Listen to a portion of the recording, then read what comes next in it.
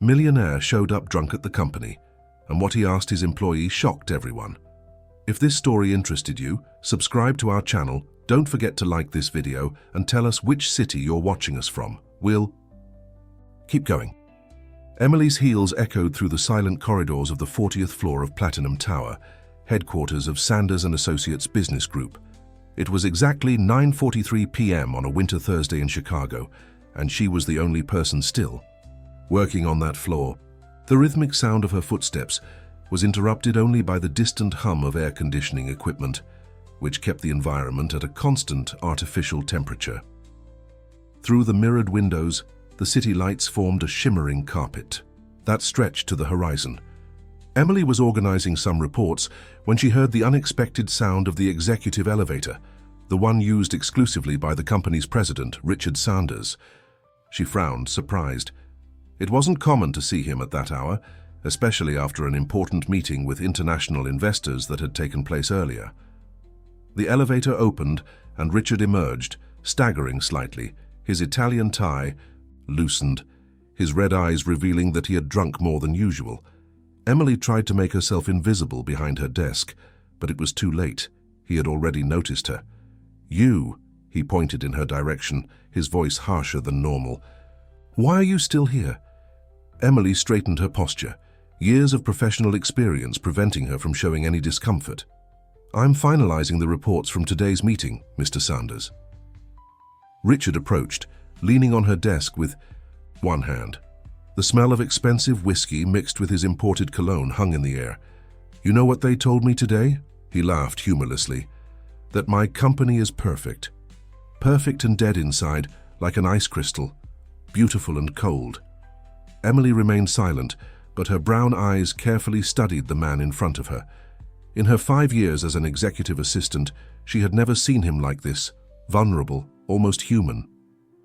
"You used to be a therapist, didn't you?" he asked abruptly, surprising her. It was information that was on her resume, but she never imagined he had noticed it. "Yes, Mr. Sanders, for 15 years. "And why did you stop?" The question hit her like a punch to the stomach. Images from the past flooded her mind. The welcoming office, the intense sessions, the face of John, her husband, smiling before leaving for that last trip. She swallowed hard before answering. "Sometimes we need changes." Richard stared at her for long seconds, as if seeing her for the first time. "Changes," he repeated, thoughtfully. Then he suddenly straightened, seeming to make a decision. "I want to make a proposal." "Sir?" 3 months, he declared, his eyes now focused and intense despite the alcohol. "I want you to teach me." "Teach you what exactly?" "To live," he answered, his voice breaking slightly. "To feel, to be human." The silence that followed was heavy as lead. Emily observed the man in front of her, the all-powerful Richard Sanders, known for his calculating coldness, for his relentless decisions, for transforming Sanders & Associates into a corporate empire. He was there, standing before her, asking for something that no money could buy. "Mr. Sanders, you are—" she began, but he interrupted her. "Drunk? Yes. But tomorrow when I'm sober, I'll make the same proposal. Formally, with a contract if you want." He moved away toward the elevator, stopping before entering. "Think about it. You have until tomorrow." The doors closed, leaving Emily alone again on the silent floor. She looked at the city through the windows, the lights now seeming less bright, more melancholic. Her mind wandered to the past, to the reasons that made her abandon therapy, to the walls that she herself had built around her. Perhaps she thought it wasn't just Richard Sanders who needed to learn to live again. The next morning dawned with a typical Chicago fine drizzle, and Emily arrived at the office earlier than usual. Her hands trembled slightly as she organized her desk, mentally reviewing the events of the previous night. Part of her hoped that Richard Sanders wouldn't even remember what had happened, that it was all just a moment of weakness induced by alcohol. At exactly 8:30, however, her phone rang. The president's secretary's voice sounded as formal as always.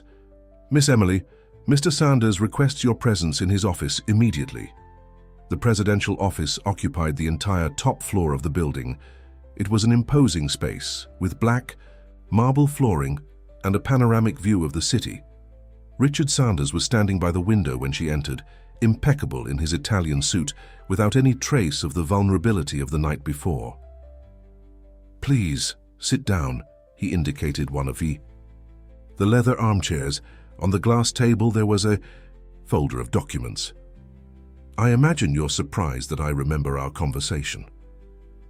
"I confess that I am, sir." He sat across from her, his penetrating green eyes focused on hers. "Emily, for 20 years I've built this empire. I transformed a family business into one of the largest corporations in the country. But yesterday, for the first time, someone made me see something I've been ignoring. I built a fortress of success upon an emotional desert." Richard opened the folder and slid a document toward her. "This is a special contract. For 3 months you'll have carte blanche to guide me in a process of humanization, let's say. Your salary will be tripled during this period, and you'll have unrestricted access to company resources to carry out activities you deem necessary." Emily examined the contract, feeling the weight of the decision in her hands. "And if I refuse?" "Then we'll continue as before. You'll keep your current position, and I'll continue being the Ice Emperor, as some call me." He paused. "But something tells me you won't refuse." "Why are you so sure?" "Because I saw something in your eyes last night. You're also looking for something, aren't you?" The words hit her with surgical precision. Since John's departure, she had taken refuge in corporate work, burying her vocation as a therapist, along with her own emotions. Perhaps this was a chance not only to help Richard, but to rediscover herself. "I have some conditions," she finally said. "I'm listening." "First, everything that happens during these 3 months will be confidential. Second, you'll have to trust me completely, even when the activities seem unconventional. And third, if at any point I feel you're not taking this seriously, I can terminate the contract immediately." Richard considered the conditions for a moment, then extended, his hand with a pen. "I accept your terms. When do we start?" Emily took the pen, but before signing, she looked directly into his eyes. "We start now, and the first change is that during our sessions you'll call me Emily, not Miss or Ma'am, and I'll call you Richard."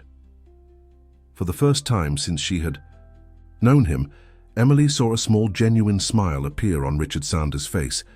It was a beginning. She signed the contract, feeling that she was about to embark on a journey that would change not only his life, but her own as well. What neither of them knew was that this decision would trigger a series of events that would transform not just their lives, but the entire culture of Sanders and Associates, generating waves of change that would reach far more people than they could imagine. The morning after the contract was signed, Sanders and Associates employees were surprised by an unusual scene. Richard Sanders was in the company cafeteria, not in his usual executive restaurant on the top floor. Wearing a white apron over his perfectly tailored Italian suit, he was carefully observing Miss Betty, the head cook who had been feeding the employees for 20 years.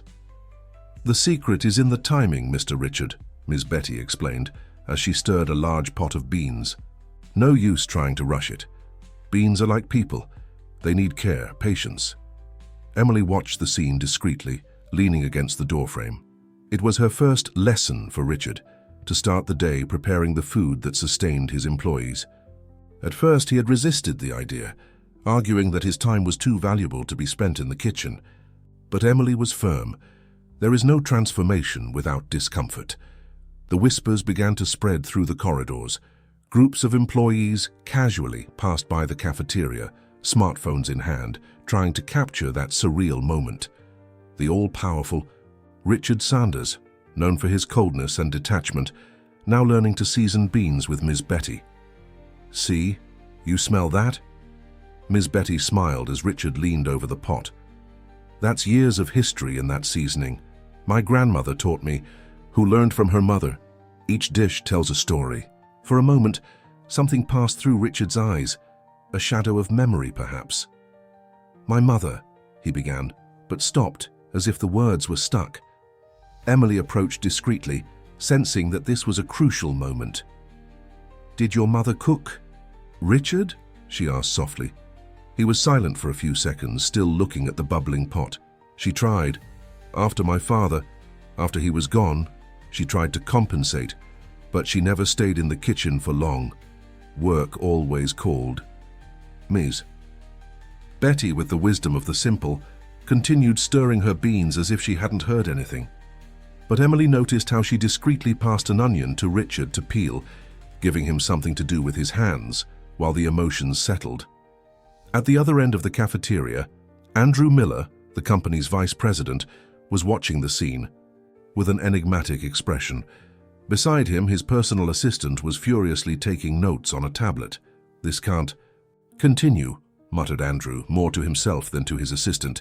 "He's going to destroy everything we've built." Meanwhile, the aroma of beans began to spread throughout the environment, attracting more and more employees. To everyone's surprise, Richard no longer seemed bothered by the audience. He was focused on his task of peeling onions, his eyes slightly watery, perhaps from the effect of the onion, perhaps from something deeper. Close to lunchtime, when the first servings began to be served, something happened that no one expected. Richard picked up a plate and sat at the communal table along with the employees from the administrative sector. The initial silence was awkward, but soon Ms. Betty broke the ice, serving a generous portion to the president. "Just to try, Mr. Richard, you seasoned it yourself." The first forkful was brought to his mouth under the watchful eye of dozens of employees. Richard chewed slowly, his eyes closing for a moment. When he opened them again, there was something different in them, a flash of recognition, perhaps of memory. It's very good," he said, his voice slightly choked. "It reminds me of something." Emily smiled discreetly. The first crack had appeared in the ice armor. It was small, almost imperceptible, but it was there. The process had begun. At the end of the day, as employees were saying goodbye, many commenting on the unusual event, Emily found a note on her desk.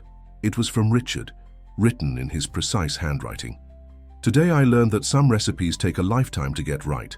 Thank you for the lesson. P.S. My mother made beans similar to this. I had forgotten that." Tucking the note into her purse, Emily thought about the next steps in her plan. The journey was just beginning, and she knew that the most difficult challenges were yet to come. But for today, the aroma of home-cooked beans and the memory of a genuine smile were enough. The satin. News of the cooking president spread like wildfire through the company. In the following weeks, Emily noticed a subtle change in the corporate environment. Employees began to smile more, conversations in the hallways became less tense, and even the communal breakfast gained more participants. However, not everything was rosy. In the board meeting room, Andrew Miller presided over an extraordinary meeting with the company's main shareholders. "Gentlemen, the figures for the last quarter are concerning." He pointed to a graph projected on the screen. "Our productivity has dropped 2% since Mr. Sanders began his social experiments." The board members exchanged worried glances. Andrew continued, "And now he wants to implement a community garden program on the building's rooftop. Gardens in a company the size of Sanders and Associates." At the same moment this meeting was taking place, Emily was guiding Richard through a completely different experience. They were visiting a social project in Chicago's outskirts, where young people learned gardening and urban agriculture. "See how their hands work the soil." Emily pointed to a group of teenagers who were planting vegetable seedlings. "Each seed they plant is a possibility for the future." Richard observed in silence, the sleeves of his dress shirt carefully rolled up. A girl of no more than 15 approached, offering him a basil seedling. "Want to try, mister?" She smiled, her eyes gleaming with enthusiasm. To Emily's surprise, Richard accepted without hesitation. He knelt on the ground, not caring about his custom-made Italian pants, and began to dig a small hole with his hands. "Like this?" he asked the girl, who nodded approvingly. "Now put it in gently," she instructed, "and talk to it too. Plants like conversation." Richard briefly looked at Emily, who just smiled encouragingly. He leaned over the seedling and whispered something that no one else could hear. Back at the company at the end of that afternoon, Richard called an emergency meeting with his marketing team. To everyone's amazement, he cancelled a $1 million advertising campaign that was about to be launched. "I no longer want commercials showing executives in luxury cars," he declared. "I want to show real people, real stories, like those young people at the project I visited today." The marketing team exchanged confused glances, but no one dared to question, except for a young intern who timidly raised her hand. "Mr. Sanders, won't this affect our premium brand image?" Richard looked at her with an expression that surprised everyone. There was kindness in his eyes. "What's your name?" "Lauren." "Sir?" "Lauren, today I learned that some of the most valuable things grow in the simplest ground. Premium isn't about appearance, it's about essence." That night, when most employees had already gone home, Emily found Richard in his office drawing something on a paper. "What's that?" she asked, curious. "A project," he replied, without taking his eyes off the drawing. "I want to transform the rooftop into a community garden. Employees can grow their own food, bring their children to learn about nature." Emily felt a mix of pride and concern. The transformation was happening faster than she expected, but she also knew that abrupt changes often generate resistance. "Richard," she called softly, "are you prepared for the consequences of these changes?" He finally raised his eyes from the paper, and Emily saw in them something she had never seen before: determination mixed with vulnerability. "You know what the girl at the garden told me today? That each planted seed is an act of faith. You don't see the result immediately. You have to trust the process." He paused, taking a deep breath. "For the first time in my life, Emily, I'm willing to have faith." What neither of them knew was that at that exact moment, Andrew Miller was receiving a confidential document in his email, the results of a psychological evaluation that he had secretly commissioned on Richard. The vice president smiled as he read the report, carefully storing it in his folder. The seeds of change were being planted, but other, darker seeds were also beginning to germinate behind the scenes of the corporate empire. Monday morning began differently at Sanders and Associates. Employees arriving at work found the building's lobby transformed. Dozens of black and white photographs covered the walls, all showing the company's early years. It was another of Emily's ideas for Richard's humanization process. "Do you recognize this photo?" she asked, stopping in front of a particular image. In it, a much younger Richard smiled alongside his father in front of the company's first headquarters, a modest commercial office in the city center. Richard adjusted his tie, a nervous gesture that Emily had already learned to recognize. "It was the day I graduated. My father, he never went to my school presentations, but that day he appeared at the office to show me where I would work." "And how did you feel?" "Proud," he answered automatically, but then paused, frowning. "No, actually, I was disappointed. I had other dreams at that time." "What dreams were those?" Richard looked away from the photograph as if it could burn him. "I wanted to be an architect, design spaces that would make people happy, but my father said that was a child's dream." As they talked, several employees stopped to look at the photos, sharing stories and memories. An elderly lady from the finance department who had worked at the company for more than 3 decades approached timidly. "Mr. Sanders," she called, "do you remember this photo here? It was at the company's first Christmas party. Your father still let us decorate the entire office." Richard approached the indicated image. In it, a group of employees smiled around an improvised Christmas tree. His father, always serious, had a small smile at the corner of his lips. "After he passed away," Richard murmured, "I thought I needed to be twice as tough to prove I was worthy of his legacy." Emily observed how his shoulders tensed. What if his true legacy wasn't the toughness, Richard? Look at these photos. See how people smile, how they seem like a family. At that moment, Andrew Miller emerged from the elevator, interrupting the conversation. His eyes scanned the photographs with barely disguised contempt. "Interesting decoration," he commented sarcastically. "But we need to talk, Richard. The board is concerned about your recent decisions." "Which specific decisions?" "Andrew, The cancellation of the marketing campaign for starters, and this absurd garden project on the rooftop, not to mention the rumors about you cooking in the cafeteria. Andrew lowered his voice. People are questioning your stability. Richard straightened his posture, and for a moment, Emily feared, seeing the return of the old ICE president. But then something surprising happened. You know what I see in these photos, Andrew? Richard pointed to the images. I see a company that grew not just by numbers, but by people. And maybe I had forgotten that along the way. Andrew adjusted his glasses, visibly annoyed. The board expects a full report on the financial impact of these social experiments of yours by the end of the week. After Andrew walked away, Emily noticed how Richard remained looking at the photo of his father. What are you thinking about? She asked softly. I'm thinking about how ironic it is, he replied. I spent years trying to be like my father, only to discover that maybe I didn't really know him. At the end of that day, when most employees had already gone home, Richard remained in the lobby observing the photographs. Emily found him standing in front of a particular image.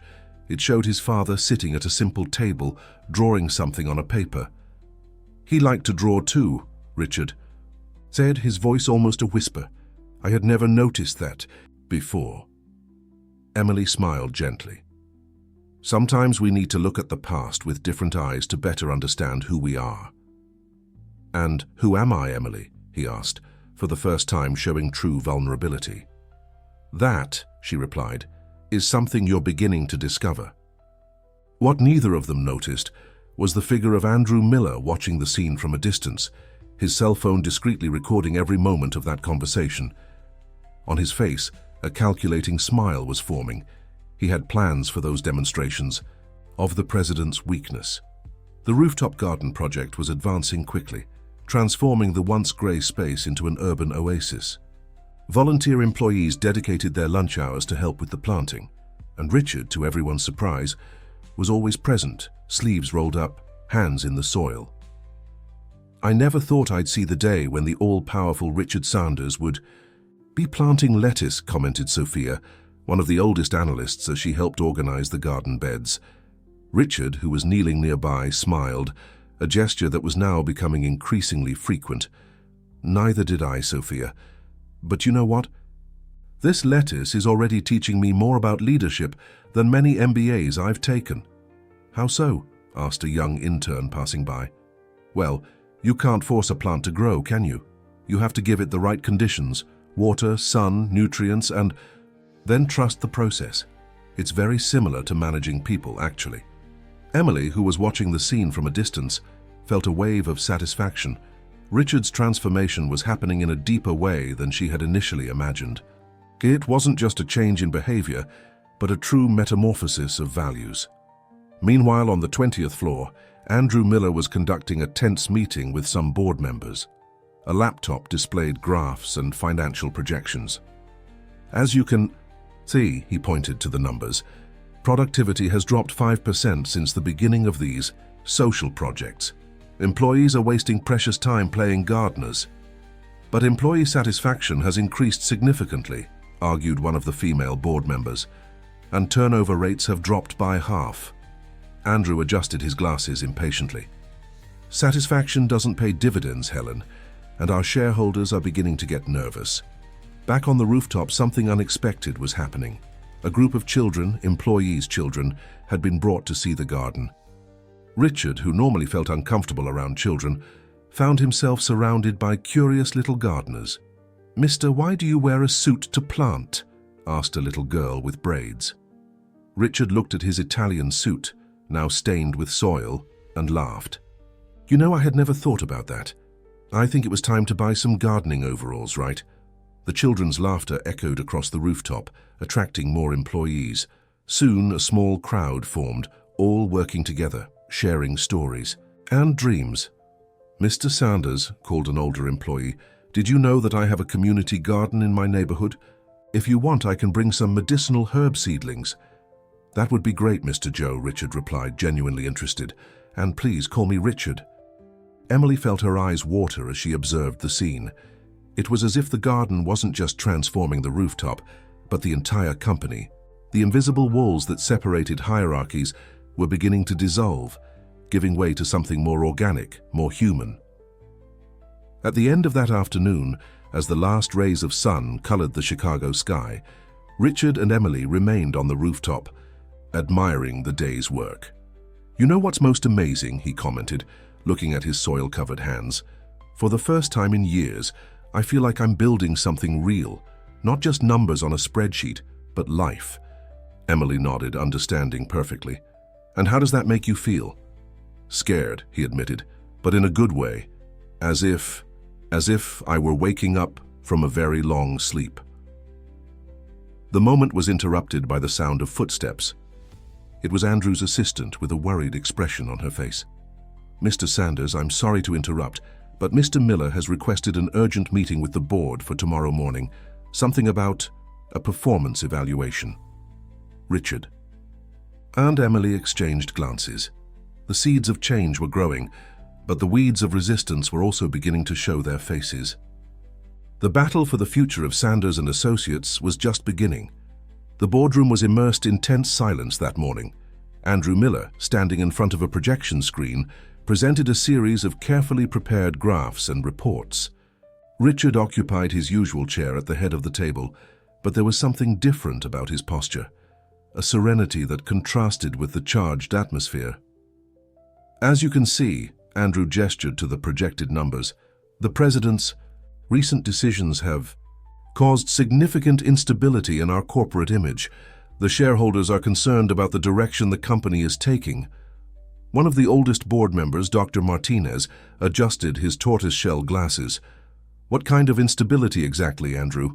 "Well, for starters, we cancelled a $12 million marketing campaign to replace it with gardening stories." Andrew paused dramatically. "Not to mention the productive time wasted on activities unrelated to the company's core business." "You're referring to the community garden?" asked Helen, the only woman on the board. Among other things, Andrew slid to the next slide. "We also have records of erratic behavior. The president cooking in the cafeteria, chatting with interns about their personal lives, crying in public." "I didn't cry," Richard interrupted softly. "The onion I was peeling was particularly strong." A wave of restrained laughter ran through the room, momentarily breaking the tension. Andrew cleared his throat, visibly irritated. "The point is," he continued, "we need to seriously consider whether these changes are compromising the company's stability. I have here a psychological evaluation, obtained without my knowledge or consent," Richard completed, his voice calm but firm, "which, I must remind you, is a serious violation of privacy and corporate ethics." The silence that followed was heavy. Andrew paled slightly but recovered. "As vice president, I have a duty to safeguard the company's interests." "And what are those interests, Andrew?" Richard rose slowly, walking to the window. The rooftop garden was visible from there, a green oasis amid the concrete. "Profit at any cost, numbers over people?" "We're a company, not an NGO," Andrew retorted. "We're a community," Richard corrected, turning to the board. "When my father founded this company, he didn't just have numbers in mind, he had a purpose." "Your father was a practical man," Andrew argued. "He would understand that." "My father," Richard interrupted him, "was a man who drew his dreams before realizing them, something I only discovered recently, looking at old photographs. You know what else I discovered? That our first headquarters had a small garden, cultivated by him." The board stirred, murmurs filling the room. Helen smiled discreetly while Dr. Martinez rummaged in his folder, removing a yellowed paper. "That reminds me," the old board member began. "I have here the company's first statute. Richard, your father wrote something interesting in the preamble. Would you like to read it?" Richard took the document carefully, his eyes scanning the words typed decades ago. His voice trembled slightly as he read, "A company is not made just of bricks and numbers, but of dreams and people. Let us never forget that." The silence that followed had a different weight now. Andrew remained standing next to his presentation, his graphs and numbers suddenly seeming less important. "Gentlemen," Richard continued, "I'm not destroying our company. I'm rediscovering its essence, and I invite each of you to be part of this journey." "And the numbers?" one of the board members questioned. "The numbers will come," Richard smiled, "but this time they'll come from a place of purpose, not just ambition." The meeting ended shortly after, with no formal decision being made. As the board members were leaving, Andrew stayed behind, organizing his papers with abrupt movements. "This isn't over, Richard," he muttered when they were alone. "No, it isn't," Richard agreed. "In fact, Andrew, it's just beginning." As he left the boardroom, Richard found Emily waiting in the hallway. She didn't need to ask anything, her gaze said it all. "How was it?" she asked softly. "Difficult," he admitted. "But you know what? For the first time in a long time, I felt like I was fighting for something that really matters." What neither of them knew was that at that exact moment, Andrew Miller was making an important call in his office. "Yes," he was saying on the EE phone, "we need to accelerate the process. It's time for Plan B." After the tense meeting with the board, Emily realized she needed to intensify Richard's transformation process. She took him to an unexpected place, a small community theater, in the outskirts of the city, where young artists were rehearsing a play about dreams and new beginnings. "Why are we here?" Richard asked, seeming out of place in his Italian suit amid the theater's casual environment. "Because sometimes we need to see life through other eyes to better understand our own story," Emily replied, guiding him to the empty audience. On stage, a group of teenagers was rehearsing an emotional scene. A young actress, no more than 16, was playing a businesswoman who had lost her passion for life.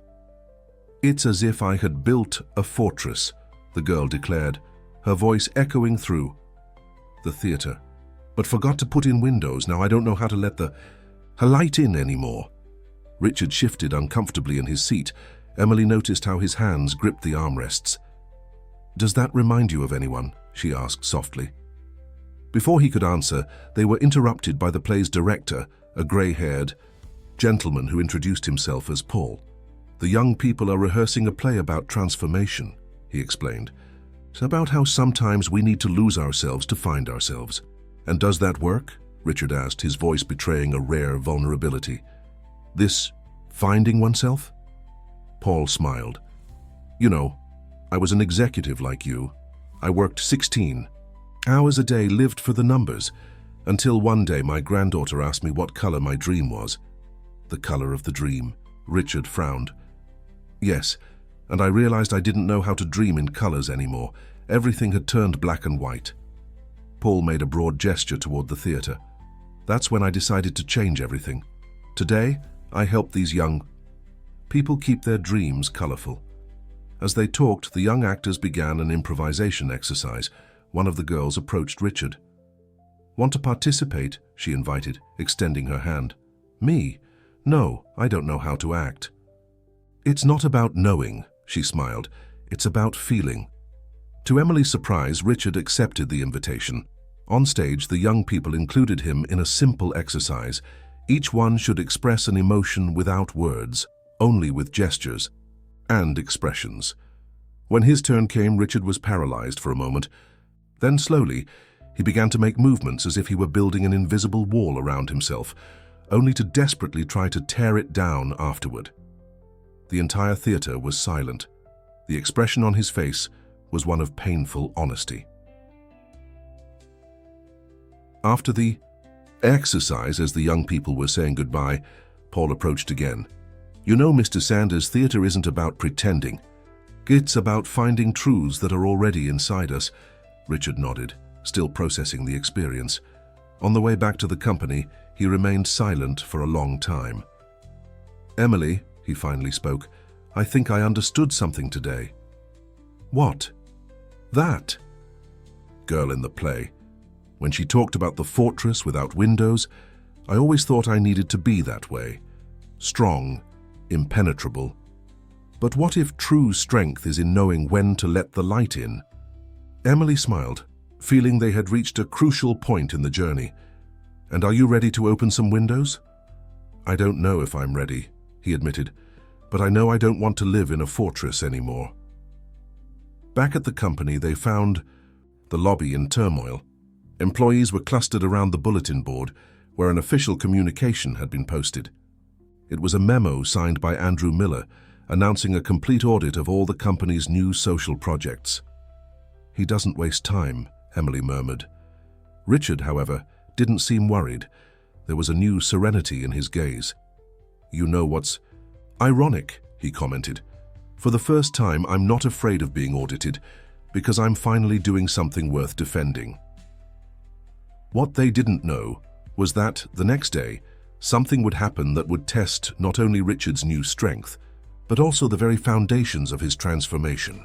Andrew Miller had planted more than just a memo. He had planted the seeds of a silent revolution within the company itself. Dawn brought with it a devastating discovery for Sanders and Associates.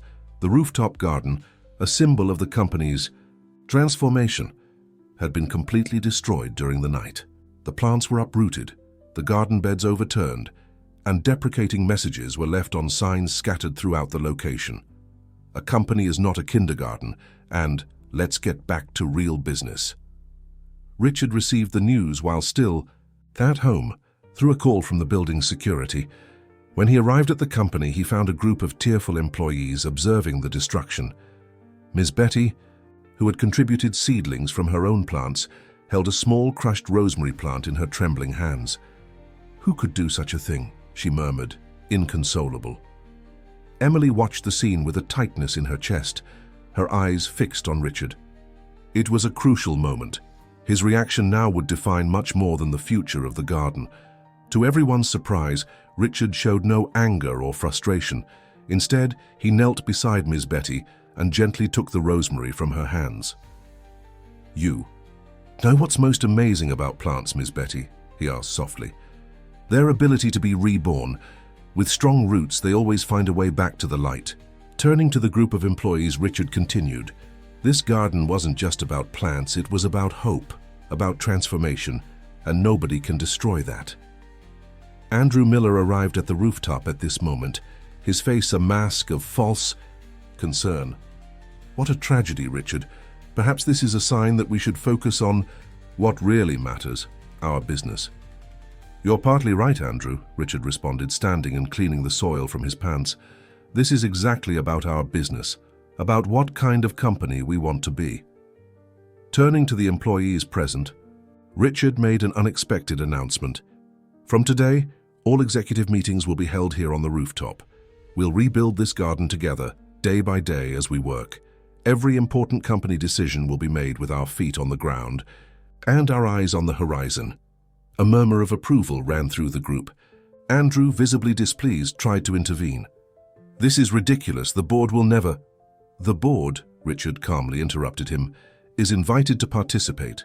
In fact, Andrew, I'd like you to lead the replanting project for the north section of the garden." The vice president paled. "Me? But—" "Yes, you.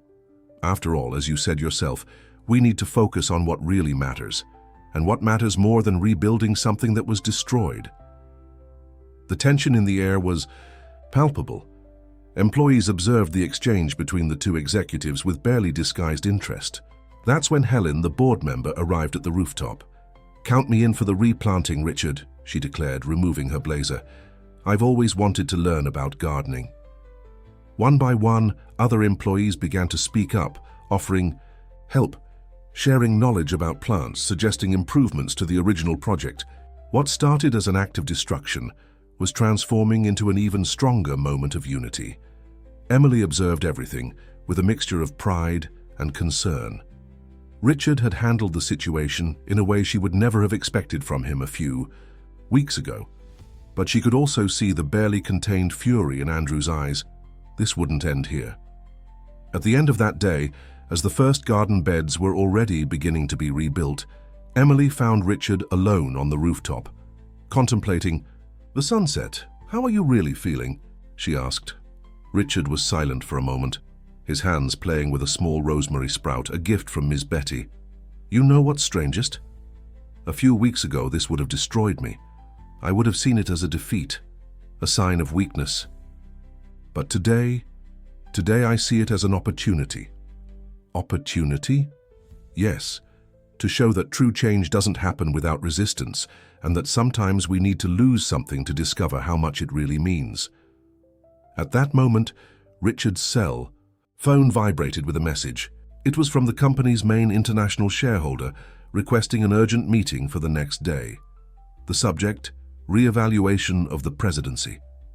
Richard showed the message to Emily, a serene smile on his face. It seems our storm is just beginning. And are you ready for it? I don't know, he admitted, but for the first time in my life, I'm not facing the storm alone. The news of the meeting with the international shareholder spread quickly through the company, generating a wave of apprehension among employees. During breakfast in the cafeteria, the whispers were constant, and all eyes discreetly turned to Richard, who surprisingly maintained his new routine of sharing the first meal of the day with employees. "Shouldn't you be preparing for the meeting?" asked Lauren, the young intern, as she served him a cup of coffee. Richard smiled, taking a cheese roll from the basket. "And what do you think I'm doing now, Lauren?" "Well, you're having breakfast?" "I'm reminding myself of what really matters," he gently corrected. "Each face here, each story, each dream. These are the things I want to defend today." In her office, Emily was organizing some documents when she received an unexpected visit. It was Helen, the board member who had supported Richard the day before. "We need to talk," she said, closing the door. "What's going to happen today isn't just a meeting, it's an ambush." Emily felt her heart race. "What do you mean?" "Andrew didn't act alone in destroying the garden," Helen explained, lowering her voice. "He has support from a group of conservative shareholders who want to regain traditional control of the company. Today's meeting is just a formality. They already have the votes to remove Richard." "But that's terrible." Emily sat down, feeling the weight of the revelation. "We need to warn Richard." "No," Helen smiled mysteriously. "We need to show something to the shareholders first." Meanwhile, on the partially rebuilt rooftop, something extraordinary was happening. Employees from all departments had spontaneously gathered during their breaks to continue the replanting work. Among them, surprisingly, was Paul, the community theater director, along with some of his young actors. "We heard about what happened," he explained when Richard found him there. "We came to bring not only plants, but also an idea." The young actors then began to position themselves among the garden beds, and an improvised performance took shape. It was the story of the company, told through the eyes of the employees, their struggles, dreams, and transformations. The news of the presentation spread quickly, and soon a small crowd formed on the rooftop. It was at this exact moment that the elevator opened, revealing Andrew Miller and Mr. Thompson, the feared international shareholder who had arrived early for the meeting. "What circus is this?" Andrew whispered, horrified, but Mr. Thompson didn't respond.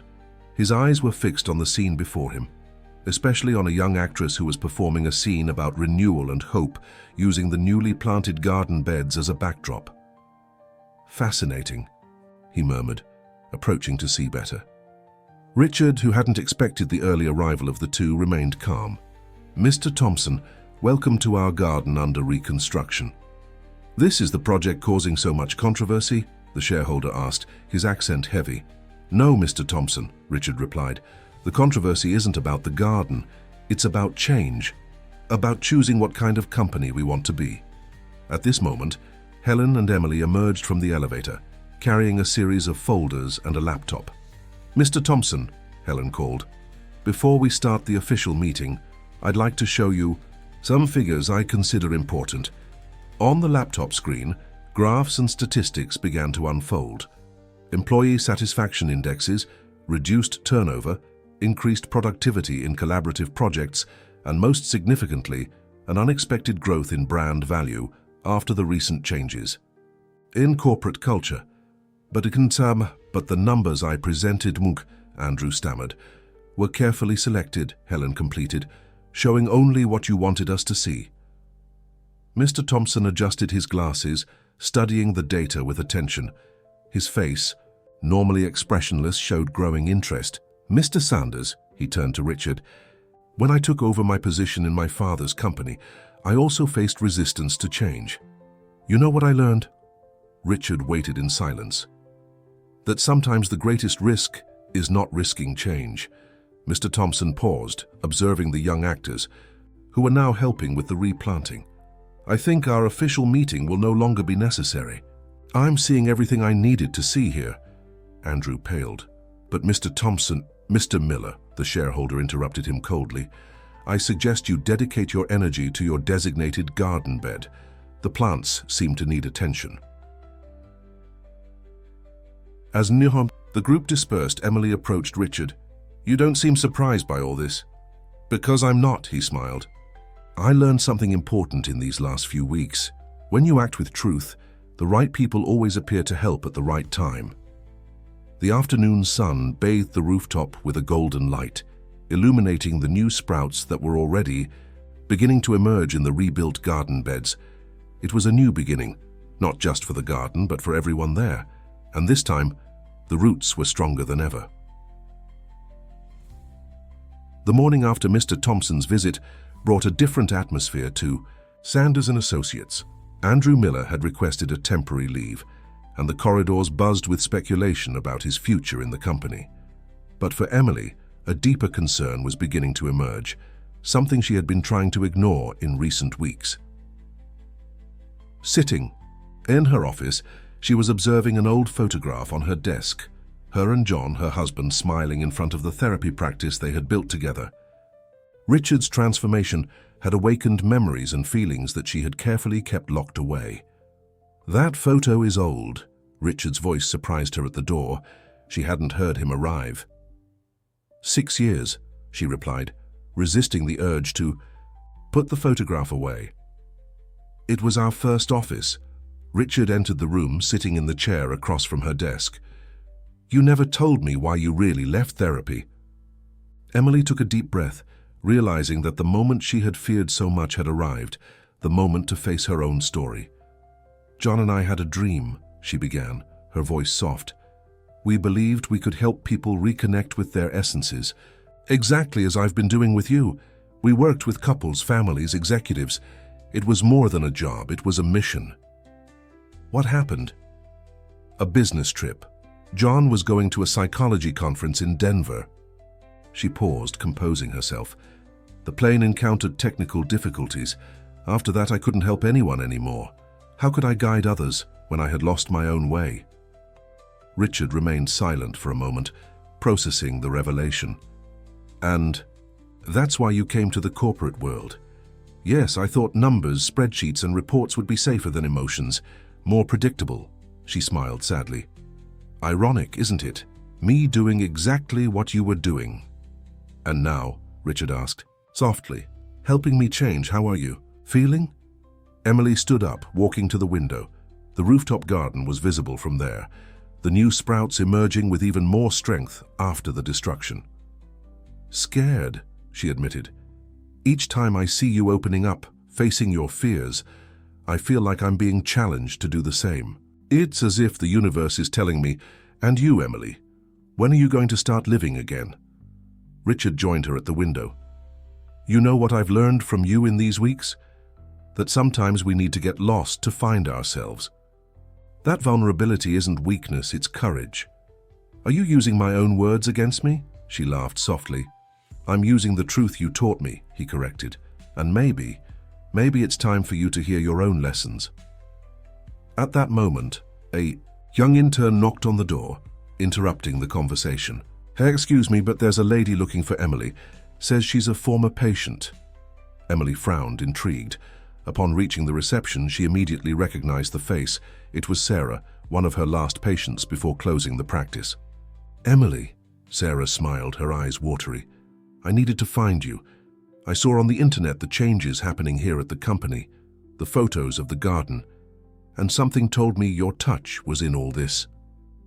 Sarah, No, let me speak, the woman gently interrupted her. You changed my life in those few sessions we had, and when you closed your practice, something was missing in many people's lives. There's a group of former patients. We meet regularly, you know, to continue the work you started. Emily felt her legs weaken. Richard, who had discreetly followed the scene, quickly brought a chair for her to sit down. "You meet?" she asked, her voice trembling. "Yes, and we're not the only ones. There's a waiting list of people wanting to participate.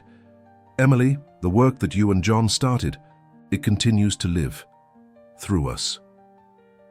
The words hit Emily like gentle waves, washing away years of accumulated pain. She looked at Richard, who was observing the scene with an understanding smile, and then back at Sarah.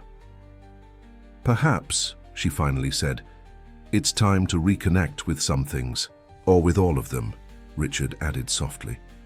The morning sun came through the lobby windows, creating patterns of light on the marble floor. It was as if the universe were conspiring to illuminate not only the environment, but also the paths that for so long had remained in the shadows. The encounter with Sarah triggered a series of changes, not only in Emily's life, but also in the direction that the transformation of Sanders and Associates was taking. The following week, Richard surprised everyone with an announcement. The company would allocate part of the building for the creation of a wellness center for employees and the community. The space of the former executive restaurant, he explained during a general meeting, will be transformed into a place for therapy, meditation, and personal development. And, he made a significant pause looking at Emily, we would like someone very special to lead this project. Emily, who hadn't expected the announcement, felt the weight of all eyes on her. Her first reaction was panic. She wasn't ready. It was too soon. There were too many wounds still open. But then her gaze met Sarah's, who had been invited to the meeting, and she saw in her eyes the reflection of all the lives she had touched in the past. She began, her voice failing slightly. "I need to think." "Of course," Richard smiled understandingly. "You taught me that transformation can't be rushed." After the meeting, Emily went up to the rooftop, needing air and space to process everything that was happening. The garden was even more beautiful now, with new beds and different species from the originals. Like the company itself, it had been reborn stronger and more diverse after the destruction. "I knew I'd find you here," Helen's voice surprised her. "Helen? I thought you had gone back to New York. And miss all this transformation? No way." The board member sat on one of the garden benches. "Besides, I needed to tell you something. Do you know why I supported Richard's changes so much?" Emily shook her head, curious. "Because 20 years ago I was like him. I ran a family business in New York, lived for the numbers, built my own ice empire." Helen paused, her eyes lost on the horizon. "Until my daughter introduced me to therapy. That's when I discovered that success without purpose is an empty victory." "And how was your transformation?" "Painful, beautiful, scary, liberating, all at the same time," Helen smiled. "Like yours is being now." Emily was surprised by the observation. "My transformation?" "Of course. You think you were just guiding Richard. All this time you were transforming too." "In fact," Helen laughed softly, "we all were. It's like this garden. A new plant encourages another to grow, and soon the entire ecosystem transforms." At that moment, sounds of laughter caught the attention of the two. At the other end of the rooftop, a group of employees had organized a small improvised celebration. Miss Betty was serving coffee and cheese rolls while some young people from the community theater presented a new performance. "See?" Helen pointed to the scene. "This is no longer just a company, it's a living community." Emily observed the scene with different eyes, realizing how each small change had contributed to something bigger. The garden, the shared meals, the exchanged stories, the revealed vulnerabilities. Everything had intertwined in a web of collective transformation. "John would have loved to see this," she murmured, surprising herself by pronouncing her husband's name without feeling the usual pain. "He is seeing it," Helen replied softly. "Through the eyes of each person, you help reconnect with themselves." Richard arrived at the rooftop at this moment, carrying 3 cups of coffee. "I thought we could use these," he smiled, handing out the drinks. "So, Richard," Helen teased, "how is it being the president of a company that has more flowers than spreadsheets?" "Honestly," he laughed, "it's scary, exciting, uncertain, and absolutely right at the same time." Emily observed the man in front of her, so different from the cold executive she had known months ago. The transformation hadn't just softened his edges, it had revealed his true essence. "I think I'll accept," she said suddenly. "What?"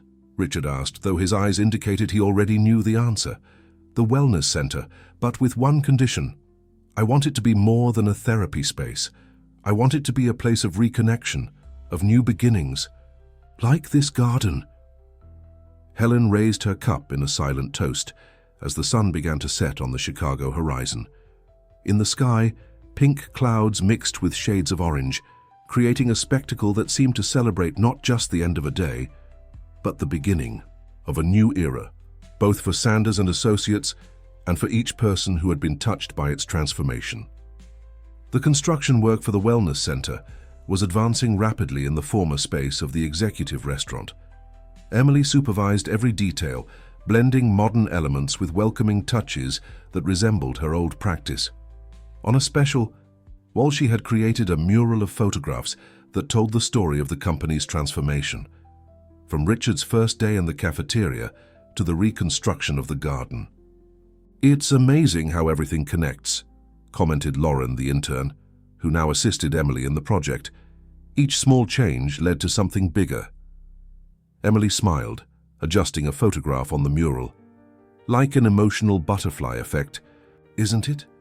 A small act of opening triggers a complete transformation." At that moment, Richard entered the space under construction, carrying a thick folder under his arm. His face was serious, but there was a different energy in his eyes. "Emily, can I talk to you for a minute?" They headed to a more private corner, where meditation chairs had already been installed. Richard opened the folder and from it removed some drawings, old architectural plans. "I found this in my father's archives," he explained. "These are the original plans for this building. Look at this." Emily examined the drawings, her eyes widening in surprise. In the original project, the space that would now become the Wellness Center was designated as Living and Human Development Area. "Your father. He had planned this from the beginning." Richard nodded, his voice choked. Apparently, he had a very different vision of what this company should be. But when he fell ill, well, things changed. I took over too young, too scared. I thought I needed to be tough to prove my worth. And now? Now I understand that I'm just realizing his original dream. And the most incredible thing is that I needed to completely lose myself to find this path. He paused, looking around the space under construction. "You know what else I found in the archives?" He took from the folder an old photograph, yellowed by time. In it, his father appeared young, smiling, in front of a small community garden. "This was at the company's first office," he explained.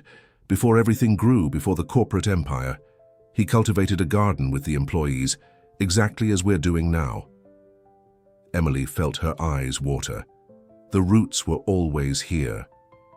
"Yes," Richard smiled. "And you know what's most amazing? When I look back now, I see that every moment of pain, every mistake, every wall I built, everything brought me here, to this moment of reconnection." The sound of animated voices interrupted the conversation. A group of employees entered the space, led by Sarah. They carried plants, pillows, and small decorative objects, spontaneous contributions to the new center. "We hope we're not interrupting," Sarah smiled, "but we thought about helping with the decoration." Emily observed how each person brought something meaningful, a picture frame with an inspiring message, a potted plant cultivated in the rooftop garden, a small water fountain that an employee had kept at home. "This is how you build a healing space," she murmured, more to herself than to others, with small pieces of love from each one. Richard was watching the scene with a new perspective. "You know what? I think I finally understood what it means to be a true leader." "And what does it mean?" "It means creating spaces where people can be themselves, where they can grow, heal, transform." He paused, smiling. "Exactly as you did with me." At that moment, Helen rushed into the space, her face illuminated by important news. "Richard, Emily, you need to see this." She extended her tablet, showing the front page of an important business magazine. The headline read, "The Silent Revolution: How Sanders and Associates is Redefining Business Success. The article highlighted not only the company's surprisingly positive financial results, but mainly the cultural transformation that had captured the market's attention. Other companies were already beginning to take an interest in the model, wanting to understand how a more human corporate culture could be implemented. "This is bigger than us," Richard realized aloud. "It's as if we're planting seeds of change that go far beyond these walls." Emily nodded, feeling the weight and beauty of that moment. Her journey of personal healing had intertwined with Richard's transformation and that of the company, creating something much bigger than any of them could have initially imagined. Tentar novamente. A continuar editar continuando tradução de história para inglês americano for. As I need to continue with the translation of this story from Portuguese to English, keeping the flow and style consistent with what I've already translated.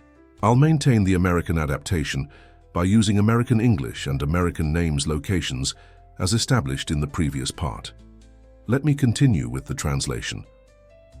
Looking at the original text, I see that I need to pick up from where I left off, which was, Emily nodded, feeling the weight and beauty of that moment. Her journey of personal healing had intertwined with Richard's transformation and that of the company, creating something much bigger than any of them could have initially imagined. The inauguration of the Wellness Center was scheduled for a week later, coinciding with the end of the 3-month contract between Emily and Richard. On the morning of that day, Emily found an old time-yellowed envelope on her desk. Inside was a handwritten letter from John, her husband, dated a few days before his departure. "I found this among the old things from the practice," Sarah explained softly, standing at the door. "John had asked me to give it to you if something happened to him, but when you closed the practice so abruptly, well, I never found the right moment." With trembling hands, Emily began to read, "My beloved Emily. If you're reading this, it means something has happened to me, but it also means that it's time for you to hear something important. Your gift of healing people doesn't come from me or from our work together.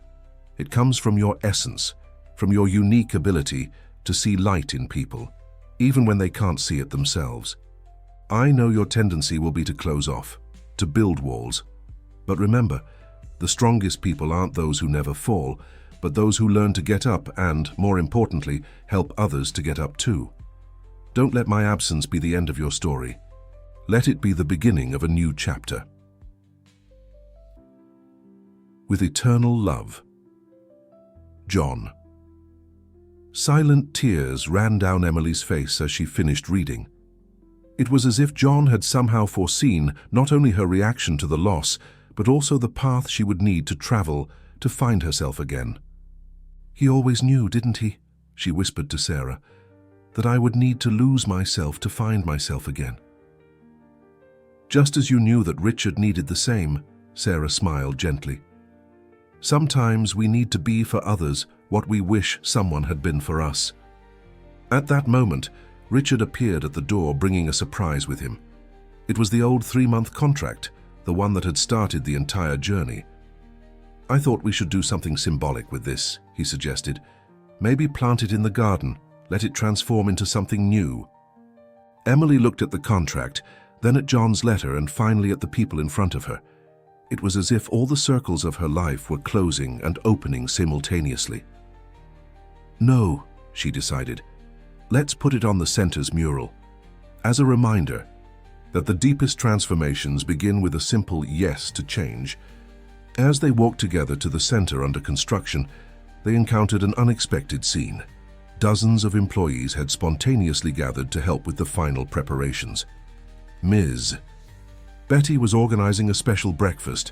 The young people from the theater were rehearsing a presentation for the inauguration, and even some of Emily's former patients had shown up to help. "See," Richard smiled, "you weren't just teaching me to live. You were creating a space where all of us could learn together." Helen, who was supervising the installation of a meditative water fountain, approached with news. "The board just approved unanimously," she announced. "The Wellness Center will be just the first. We're going to implement similar projects in all the company's branches." "And Andrew?" Emily asked, remembering the vice president who had tried to prevent the changes. Ironically, Helen laughed, he requested to be the first participant in the Human Development Program at the center. It seems some seeds take longer to germinate, but they end up flowering too. Richard looked around, at the space that would soon be inaugurated, at the people who were working animatedly, at the garden visible through the panoramic windows. You know what's most amazing, he reflected. 3 months ago, I thought I needed to learn to feel, but what I really learned was that I already knew how to feel. I had just forgotten how. Emily nodded, understanding deeply. Sometimes, the greatest journey we make is back to ourselves. The morning sun came through the windows, creating patterns of light that danced across the space. It was as if the universe itself was blessing this moment of reconnection and rebirth, not just of two people who had been lost, but of an entire community that was learning, together, the art of flourishing. On the eve of the wellness center's inauguration, unexpected news stirred Sanders & Associates. One of the largest technology sector corporations had made a millionaire proposal to buy the company. The offer was tempting, 3 times the current market value, with the promise of keeping all employees and the operational structure. The only condition? The wellness center and social projects should be reformulated to fit the buyer's international corporate standard. Richard called an extraordinary meeting with the entire team on the rooftop garden. The space, now completely recovered, and even more beautiful than before, could barely accommodate all the employees who attended. "I won't make this decision alone," he announced, his voice carrying a serenity that would have been unthinkable a few months before. "This company is no longer just mine, it's ours." A murmur ran through the crowd. Miss Betty, who was serving coffee to everyone as usual, was the first to speak up. "Mr. Richard, forgive my boldness, but money can't buy what we've built here." Lauren, the young intern, timidly raised her hand. "Mr. Sanders, Richard, before working here I interned at one of those big corporations. Everything was very beautiful and modern, but the people seemed empty." Emily watched the scene with a heavy heart. In a few months, she had witnessed the transformation not just of a man or a company, but of an entire community. How could they put a price on that? Helen, who had just returned from a meeting with the potential buyers, took the floor. "They don't understand what we have here," she declared. "For them, our projects are just marketing strategies. They don't understand that we've transformed the very essence of what a company can be." Richard walked to one of the garden's new seedlings, a small fruit tree that had been recently planted. "You know what I've learned in these months? That some things need time to grow. They can't be rushed or standardized." At this moment, to everyone's surprise, Andrew Miller, who had discreetly returned to work after his leave, asked to speak. I was like them," he began, his voice carrying a new humility. "I thought a company was just numbers, strategies, power. I even tried to destroy what we were building here because I couldn't see beyond that." An attentive silence took over the rooftop as Andrew continued. "But in the last few weeks participating in the preliminary sessions at the center, I began to understand. What we have here is much bigger than money. It's about reconnection, about remembering that we're humans first, professionals second." Emily felt her eyes water. Andrew's transformation was perhaps the most powerful proof that the work they had done was real and profound. Sarah, who was present representing the group of former patients, stood up. "You're not just changing a company," she said. "You're creating a model of how things could be different, everywhere." Richard smiled, approaching the center of the rooftop. The late afternoon sun bathed the environment with a golden light, making the plants shine as if they were blessing that moment. "So what do you think?" he asked. "Should we sell?" The answer came in the form of a unanimous chorus. "No. But," Richard continued, "this made me think of something important. If we're not going to sell our essence, perhaps it's time to share it in another way." He signaled to Helen, who projected on an improvised screen a new project, the creation of a humanized leadership training institute, using the experience of Sanders & Associates as a case study. "Instead of selling our soul," Richard explained, How about teaching other companies to find theirs? The proposal was received with enthusiastic applause. Emily, observing the scene, realized they were witnessing something extraordinary, the moment when a personal transformation became a much larger movement of change. At the end of that afternoon, as the employees dispersed, Richard found Emily, still contemplating the garden. "Our contract ends tomorrow," he commented softly. "Yes," she replied, "but something tells me our story is just beginning." The sun was setting on the Chicago horizon, painting the sky with shades of pink and orange. In the garden, the plants swayed gently with the breeze, as if dancing in celebration of the future that was to come. The day of the Wellness Center's inauguration dawned with a soft drizzle typical of Chicago, but not even the rain could diminish the brightness of that special morning. The space had been transformed into something beyond the original expectations. It wasn't just a therapeutic center, but a true urban sanctuary. Emily arrived early, carrying a special box with her. Inside, besides John's letter, were old photographs of her practice, memories of a life she thought she had left behind, but which she now understood to be an integral part of who she was. "It's as if we're closing a circle, isn't it?" Richard's voice surprised her. He too had arrived early, carrying his father's original drawings for the building. "Actually," she smiled, "I think we're opening several." The center had been decorated with elements that told the story of its creation. On one wall, the mural of photographs showed the company's transformation. On another, an artistic installation made by the young people from the community theater represented growth through branches and flowers that seemed to sprout from the concrete. Guests began to arrive. They weren't just employees and executives, but a true community that had formed around that transformation. Emily's former patients, employees, family members, representatives from other companies interested in the humanized management model. Helen went up to the small improvised stage to begin the ceremony. A few months ago, when I came to evaluate the changes that were happening here, I thought I would find a company in crisis. Instead, I found a company rediscovering its soul. Andrew Miller, seated in the front row, nodded emotionally. His own journey of transformation had become a powerful testimony to the work done there. Richard was the next to speak. "When I signed that 3-month contract," he smiled, looking at Emily, "I thought I was hiring someone to teach me to be more human. But what really happened was that I found someone who helped me remember the humanity that already existed in me." Emily felt her hands tremble slightly when it was her turn to speak. In the audience, she saw familiar faces: Sarah, her former patients, the employees who had become family. She took a deep breath and began. "6 years ago, when I lost John, I thought I had also lost my ability to heal, to connect, to transform lives. I built walls around myself, took refuge in numbers and reports, but the universe has an interesting way of bringing us back to our purpose." She paused, looking at the framed contract on the wall. "This center isn't just a healing space, it's a reminder that our greatest wounds can become our greatest gifts, that our stories of pain can transform into stories of renewal."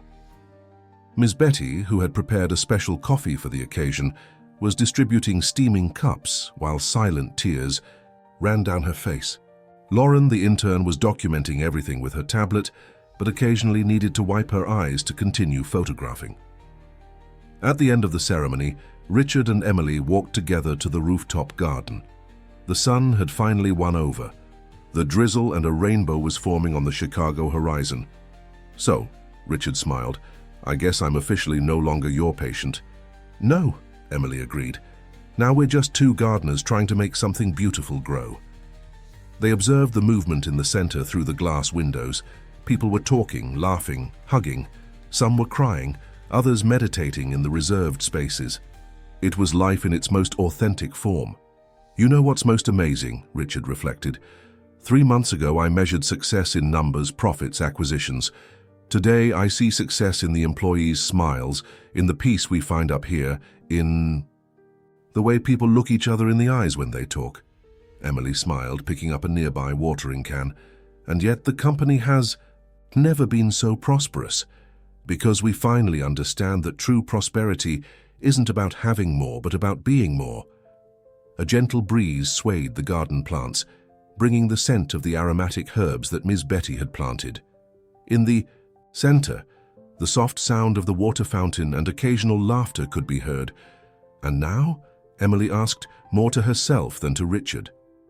Now, he answered, picking up another watering can, we continue cultivating. Not just plants, but possibilities. Not just a garden, but a new way of existing in the corporate world. Together, they began to water the plants, each drop of water carrying with it the promise that the deepest transformations begin in the most unlikely places, and that sometimes we need to completely lose ourselves to find the way back home. 3. Months had passed since the inauguration of the Wellness Center. Autumn was arriving in Chicago, painting the rooftop garden with new tones and bringing a breeze that made the plants dance softly. The center had become more than a transformation space. It was now a reference point for companies around the world seeking to humanize their corporate practices. Emily was in her new office at the center, organizing some documents, when she found the old 3-month contract that had started it all. She smiled, remembering that night when a drunk Richard Sanders had asked for her help. It seemed to have happened in another life. A group of executives from an international company was taking a guided tour of the center. Through her office window, Emily could see Richard conducting the tour, explaining not just the physical structure, but mainly the philosophy behind each space. And here, she heard him say, stopping near one of the meditation areas, was where I learned that leading isn't about controlling, but about creating spaces where people can flourish. Helen, who now divided her time between New York and Chicago, coordinating the international expansion of the project, approached Emily. "Have you seen the numbers for the last quarter?" she asked, a significant smile on her face. "I thought numbers weren't our main concern anymore," Emily teased. "And they're not. But it's interesting how when we put people first, numbers have a way of naturally adjusting themselves." Helen handed over a report. "Productivity has increased by 30%, turnover has dropped to less than 2%, and most impressively, we have a waiting list of professionals wanting to work here." At that moment, Andrew Miller passed by the door carrying a small vase with an orchid seedling. His transformation was perhaps the most surprising of all. From a fierce opponent of the changes, he had become one of the most dedicated supporters of the new model. "For the new wing of the center," he explained, noticing the curious looks. "I read that orchids have a unique ability to adapt and flourish in different environments. It seemed appropriate." Emily nodded, understanding the metaphor. Like orchids, everyone there had found ways to adapt, grow, and flourish in new contexts. The group of visitors reached her office. Among them, Emily recognized some faces from the corporate world who would have previously mocked the idea of a wellness center in a company. Now, they were listening attentively, taking notes, asking genuinely interested questions. "And what's the secret?" one of them asked Richard. "How did you manage to make this transition without losing the essence of the business?" Richard looked at Emily before answering. "There is no secret. There is courage. Courage to admit we need to change. Courage to allow ourselves to be vulnerable. Courage to trust that when we take care of people, everything else naturally aligns." After the group left, Richard remained in Emily's office. There was something different in his gaze, a mixture of gratitude and something more that she couldn't define exactly. "I have something to show you," he said, extending a folder. Inside were architectural plans, projects to transform other company units into similar centers. But there was also something else, a proposal to create a foundation dedicated to humanizing work relationships. "I want you to lead this," he said simply. Emily felt her heart race. "Richard, Before you answer," he gently interrupted, "there's one more thing you need to see." He led her to the rooftop where the garden was even more beautiful than before. In the center, a new structure had been built, a small glass greenhouse unlike anything else there. Inside it, to her surprise, Emily found an exact reproduction of her old practice. The same tones on the walls, the same style of furniture, even a similar picture frame to the one she had with John. How... Sarah helped me with the details, Richard explained. I thought you might want a space that was a bridge between your past and your future, a place that would honor your history, while embracing new beginnings. Emily walked through the space, gently touching the furniture, feeling the familiar textures under her fingers. Through the glass walls, she could see the garden and the city beyond it.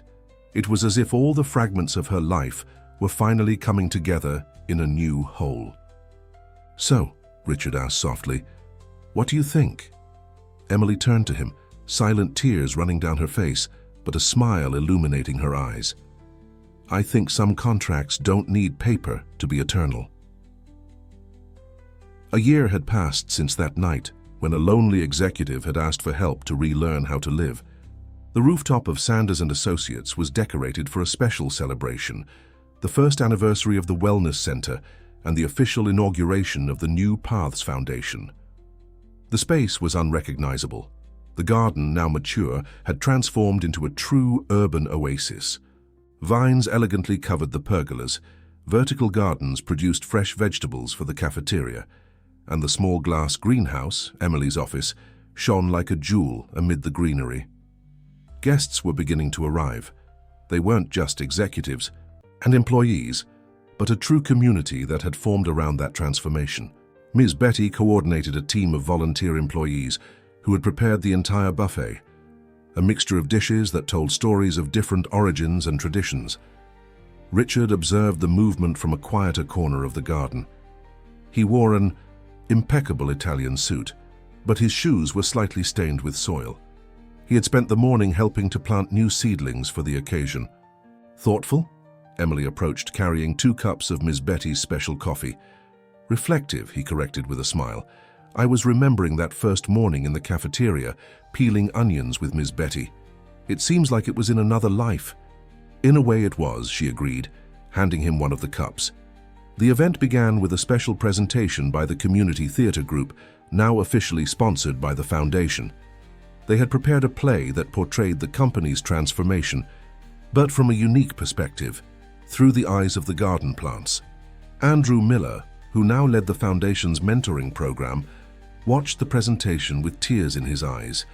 His own journey of transformation had become one of the most inspiring stories of the project. Helen, who had just returned from a series of international lectures on the humanized model of Sanders & Associates, went up to the small stage to make a special announcement. Today, we're not just celebrating an anniversary, she began. We're celebrating the beginning of a silent revolution in the corporate world. 10 major companies have already adopted our model, and another 30 are in the transition process. The audience applauded enthusiastically. Among those present was Mr. Thompson, the international shareholder who a year earlier had questioned the changes. Now he was smiling proudly. His own company in England had been one of the first to implement the model. Lauren, who had been promoted to communications, coordinator of the center, circulated through the event, documenting everything. She was no longer the shy intern. She had blossomed along with the project. In the most anticipated moment of the night, Richard and Emily went up to the stage together. The silence that fell was loaded with expectation. A year ago, Richard began, I was known as the Ice Emperor, an executive who had forgotten the meaning of being human. Today, thanks to a courageous therapist who accepted an unusual contract, I learned that leading is about cultivating, not controlling. Emily took the floor. When I lost John, I thought I had lost my ability to help people transform. But life has an interesting way of bringing us back to our purpose. Sometimes we need to completely lose ourselves to find an even more meaningful path. Together, they revealed the Foundation's next step, an international program in humanized leadership training, which would combine therapeutic practices with business management. The celebration continued into the night. In the garden, illuminated by delicate lanterns, people shared stories, dreams, and projects. The soft music mixed with the sound of the water fountain and the occasional clinking of coffee cups. Part 2I. The end of the night, Emily found Richard again in the glass greenhouse. He was observing a newly placed photograph on the wall. It showed the moment when he had shed his first tear in the cafeteria, blaming Miss Betty's onion. "You know what's most amazing?" he reflected. "It wasn't you who taught me to feel. You just showed me that I had never really stopped feeling. I had just built walls so high that not even I could reach my heart anymore." Emily smiled, looking at the city stretching beyond the garden. Chicago's lights twinkled like earthly stars, each telling its own story of transformation. "And now?" she asked, repeating the question she had asked. So many times during those months, Richard picked up a nearby watering can and began to care for a new orchid seedling, a gift from Andrew. Now we continue cultivating, not just plants or programs, but possibilities, because in the end we're all gardens in constant bloom. The gentle night breeze carried the scent of flowers and aromatic herbs, mixed with the aroma of Miss Betty's coffee. In the sky, the full moon bathed the rooftop with its silvery light, making the dewdrops on the leaves shine like small diamonds. It was the end of one story and the beginning of many others. Because some transformations are like seeds. Once planted, they continue to grow and multiply, creating new gardens in previously impossible places.